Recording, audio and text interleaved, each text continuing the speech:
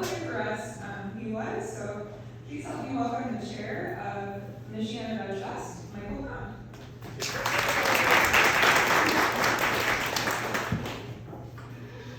Okay, can everyone hear me? Yes. Okay, good. So, you had the Indian presentation, now you've got the British. Because despite having been here for 36 years, I haven't lost the accent yet. So, as you've just been told, I'm chair of Michiana Vegfest. And Michiana Vegfest is it's a free event for the whole of the Michiana area. And we held it at the Gillespie Center, which is by the Inner St. Mary's, Hilton Gardening, by St. Mary's in the Notre Dame campus in South Bend. We normally have at least 3 speakers. One talking about the planet or the environment, one talking about health, one talking about the animals. And it really is an educational event to tell people about plant-based eating, plant-based lifestyle, veganism. And we also have some chef demos where people are shown how to cook some really interesting vegan food. But perhaps the most important for a lot of people is we have normally at least 55, 60 vendors, and at least 40 of those are food vendors. So people really enjoy going around the different stalls and trying out some vegan food. So as I say, our goal really is to bring awareness about the environment, about what happens to animals, and what happens to our health with some of our present-day diets. You'll see it's 11 till 5 on April 27th. And last year we had about 3,500 people come and visit, and they all went away very satisfied. Our vendors certainly went away very satisfied because I think they sold everything. The food vendors in particular. So, what is veganism? What is a plant-based lifestyle? First of all, any vegans in the audience? 1, 2, that's 3, 4. So that's kind of normal distribution in this. They say somewhere between 2 and 4% in the US are vegan. So, what is it? And by the way, look, I'm quite normal for a vegan. People sometimes expect me to have kind of balls or something. But veganism is a lifestyle and a diet that excludes all animal products. So, as we described, plant-based. It's not just the food we eat, it's also we don't wear leather, and we don't use wool. We really, for the true vegans, we don't use any animal products at all. And people come at it for different reasons. It can be ethical reasons about animal treatment, animal rights. It can be from the environmental point of view, sustainability, because animal agriculture, the size of animal agriculture these days is enormous and very bad for the environment.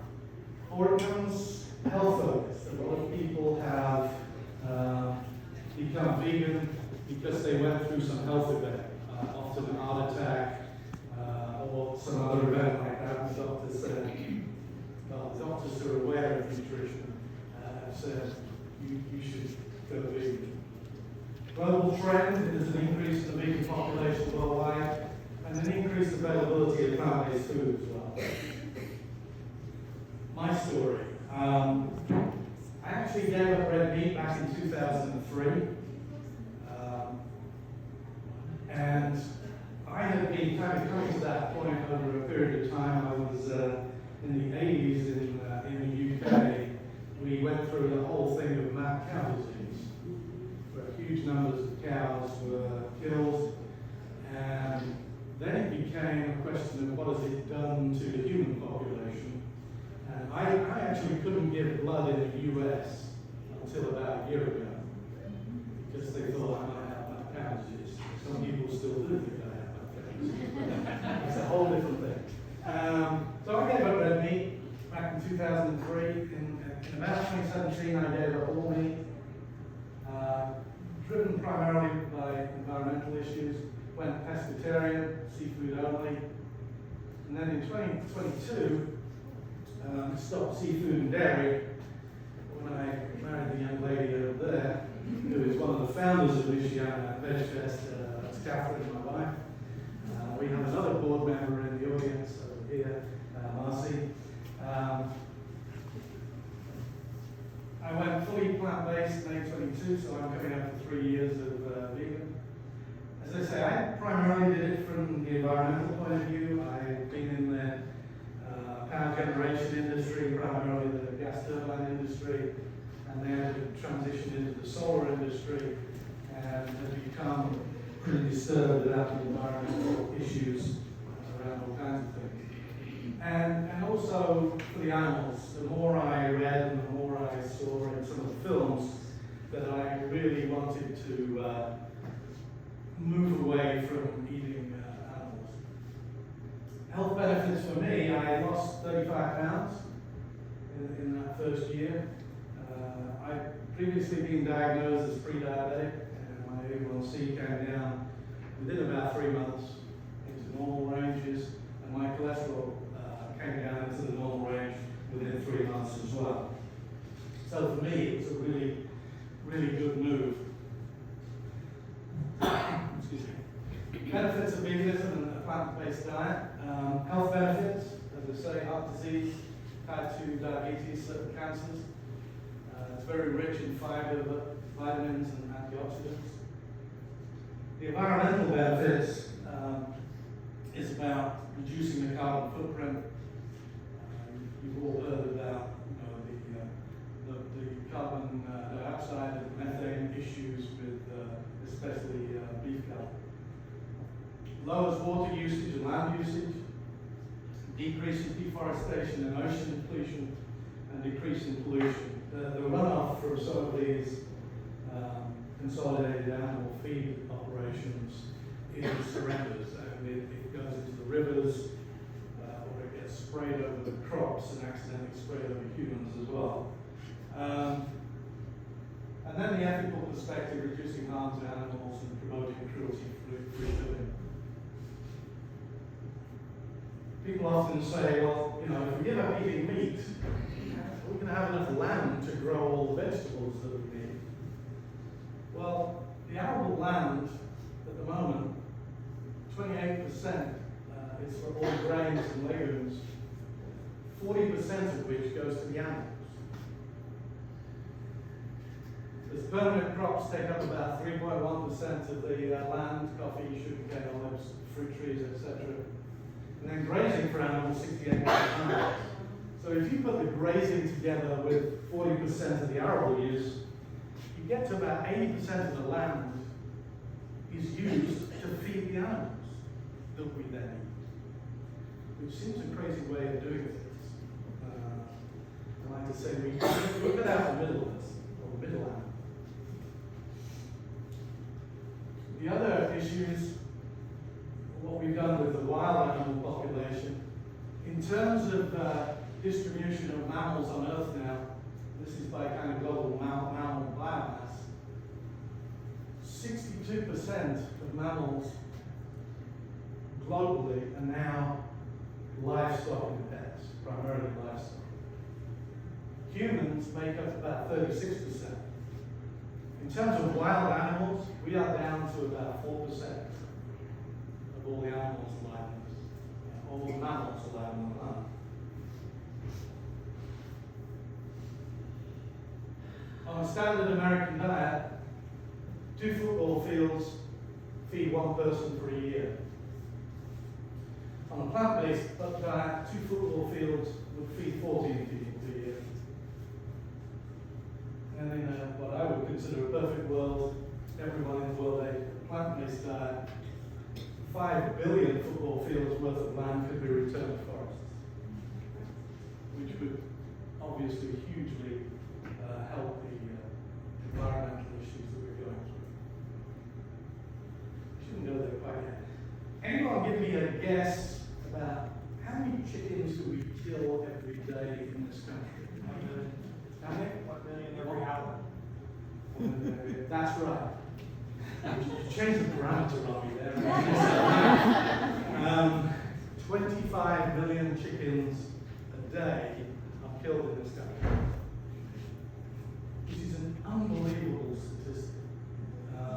If you try and get your head around that. So worldwide, every day, 900,000 cows, 1.4 million goats, 1.7 million sheep, 3.8 million pigs, 11.8 million ducks, 202 million chickens. So every minute in the world, 140,000 chickens get slaughtered. And of course, hundreds of millions of fish. And people often say, well, you know, I go to the local grass-fed supplier of beef, and go local, and I go organic, and the problem is that nearly 100% of the chickens are factory farmed in the US. 100% of farm fish are factory farmed. Egg-laying hens, 98.3, are factory farmed.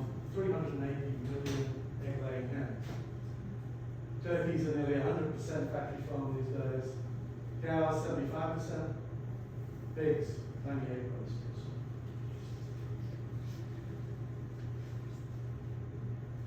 And some of you may have seen some of the films on the slaughterhouses and things like that. And plant-based food production really does offer safe working conditions for people. Slaughterhouse workers face higher than average suicide rates and psychological distress just because of the nature of the work. And we saw during COVID, those areas were really bad in terms of transmission of diseases. Gives economic empowerment for farmers. Plant-based farming provides economic empowerment for farmers. Gives a more stable and sustainable income opportunity. If you can imagine at the moment what's going on, we've actually, just bird flu had to kill 160 million chickens in this country.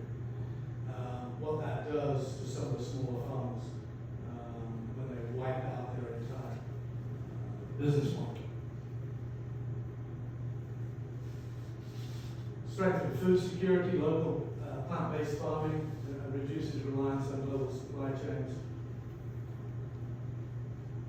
And plant-based crops adapt more easily to the climate disruptions. Reducing industrial livestock farming mitigates pollution and land degradation. Plant-based agriculture could significantly reduce land degradation caused by meat production.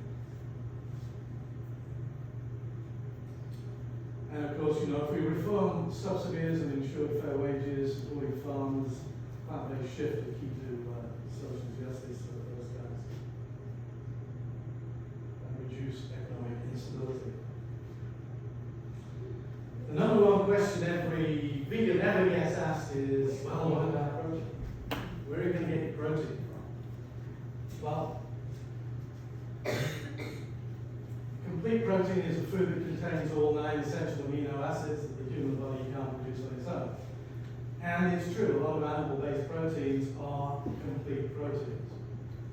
But there's a whole bunch of plant-based proteins that are complete as well. Quinoa, buckwheat, hemp seed, blue-green algae, soybeans, amaranth, nutritional yeast. And plant-based proteins are derived from plants such as legumes, nuts, seeds, grains, vegetables. And obviously we need it for repairing the body, immunity, and hospital. But the common misconception is vegans struggle to get enough protein. I think the statistic is that actually the US population gets about twice as much protein as it actually needs already, which leads to all kinds of health issues. But plant-based protein is available everywhere. Lentils, chickpeas, black beans. You can see all of that on there: spinach, broccoli, peas, chia, ham. For the same amount of protein, nuts have a very low footprint. So this is kilograms of CO2 per 100 grams of protein. You can see that nuts come way down here. So environmentally, moving towards nuts, beans, all of those kinds of things really has a major impact on the environment. And everywhere you look on the internet, you can get lists of where to get your protein from, whether it's vegetables, fruit, non-dairy milks, grains, tofu, nuts, seeds, legumes. Like with any diet, whether it's meat or vegan or vegetarian, it's important to have a balanced diet. There are many vegans who eat a terrible diet because you can. Just like an omnivore or herbivore, an omnivore can eat a really bad diet. Vegans can do it too, so you have to be careful. Combining proteins, it's to get that complete protein, you really need to combine things such as black beans and rice flavored with peas, rice salad with chickpeas, pita with hummus. And by combining those two, it becomes a complete protein. And as I say, aim for a variety. Our typical day would be whole grain cereal, banana, raspberries, blueberries, blackberries, and oatmeal, which I think was what we had this morning.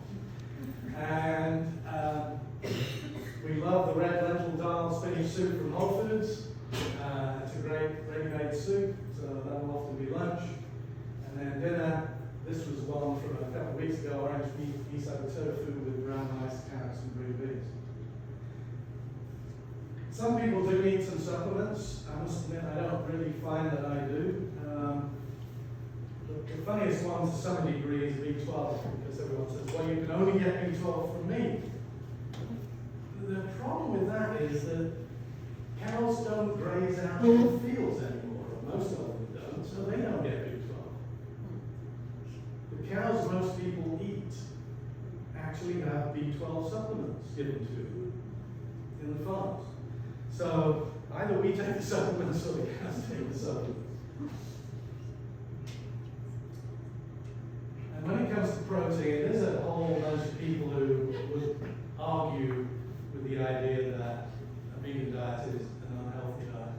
This is just a sample of some vegan athletes: Venus Williams, Serena Williams, Novak Djokovic, Lewis Hamilton, one of my favorite drivers in Formula One, Arnold Schwarzenegger, a bodybuilder. A few years ago, we had a Robert Cheek, who is a vegan bodybuilder. He actually came to talk to Vegfest, and you can find his video on our website. But all kinds of people. And for vegans, they all look pretty fit. Oops. Lewis Hamilton, 7-time world champion, Formula One. He's often quoted as saying the best decision he ever took in his life was to go vegan. And he just doesn't look back. And he's still racing at, I think now 40, up at the top line of racing. Gio Blanco, world champion surfer. And then Alex Morgan, Women's World Cup champion in soccer. And of course, more locally, there's this guy. This was the 10K Thanksgiving turkey run. This last one in Niles. We live in Niles. I actually got third place in my age group, 70 to 74 age group. Thank you. Now I will kind of ruin that by saying there were only 3 of us. But I got the medal. You'll see that we have vegan 2 here on the plate. And it's a little bit of a joke because Catherine, her car says, I'm vegan. So when we part together, it's I'm vegan, vegan 2. Things to try. If you're thinking about going vegan or even vegetarian, just do it gently. Try Try Meatless Mondays. Incorporate one plant-based protein source per day. Explore new recipes and cuisines. You know, I was very interested in a presentation from the Indian restaurant because a lot of Indian food is vegan and definitely vegetarian. A lot of resources, websites, apps, cookbooks for beginners, and our website, MichianaVegfest.org, you'll find that on the leaflet I passed around. We have a Facebook group, Veg Michiana, where people post all kinds of things, often some recipes and things like that. And our page is Michiana Vegfest on Facebook. As I say, it's a wholly volunteer organization, relies on a lot of sponsorship from various organizations around the Michiana area. Somebody asked me earlier about films. The two that pushed me over the edge was my octopus teacher, which is a great film about a guy who spends a year in the water with an octopus and discovers how intelligent that octopus is. And the reason I got to see that film was I ordered octopus before I was vegan when I went out to dinner one of the first times in Catholic life. And she kind of gave me the side layout on this whole octopus thing. And she then presented the octopus teacher to me, and I said, okay, no seafood. And then we went to Chicago, and we saw the film Cow, which is there's no dialogue. It just follows the life of a cow in what actually is supposed to be a good UK dairy farm. And to be honest, it's terrible when you actually discover what happens to dairy cows. Normal life of a cow is around 25 years. A dairy cow normally is about 6 years. But these are all kinds of great films. So I came out of that film and said, okay, vegan. And I'll be 3 years in May. Whole bunch of very well done films which tackle some of the harder subject. I didn't want to put up any gory pictures of farms and animals and things like that because I know it upsets a lot of people. But some of these films will tackle those things. But others are more about the environment, some are more about health, and really give you a good idea of what it's about. Our favorite restaurant in South Bend is Rose Lily. Fabulous restaurant, I'm going to give them a plug. It's Chicago in South Bend. As we often say, it's like Europe in South Bend. An amazing restaurant. They don't just do vegan, but when you book a table and you let them know that you're coming and you're vegan, they go all out. This was restaurant week, and they did for us miso custard, beef with lemongrass, artichoke, mushroom, lion's mane and oyster mushrooms, butternut squash, cauliflower, chocolate squash mousse. It was amazing. And and they do that all the time. This was a tasting menu with wine. This was another one on Valentine's Day. They did artichoke with saffron and aioli, smoked paprika, strawberry and pear, beef risotto, beet risotto, not beef. Butternut squash, lion's mane again, Savoy cabbage, cauliflower, squash mousse. It's one of those things that when you get into veganism, you discover it can be really amazing what you can do with vegetables and legumes and mushrooms and everything else. So don't think it's going to be boring. It never is. I'm not sure I'll be able to do that. This is a 102-year-old young plant-based athlete. I love that, 102 years young plant-based athlete. And he's asked if there's any advice you could give to anybody, what would it be? And he says, vegetables. and I think he's a kayaker. He says paddle hard or go hard. That's okay, because actually I just want to go.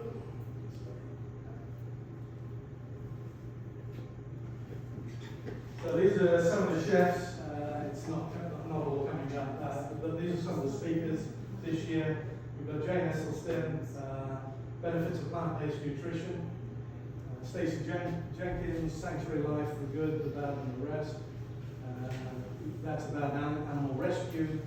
And the guy, Matthew Helterman, who's written the book, Hungry Beautiful Animals. So these are our speakers this year. And then we've got 3 chefs.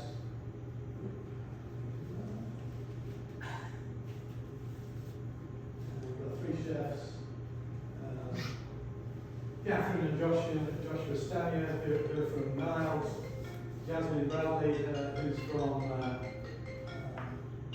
South Bend, and Chef Audi, and they'll be doing demonstrations during the whole Vegfest. So that's it. I hope I have kind of given you some ideas about veganism and plant-based lifestyle. Questions?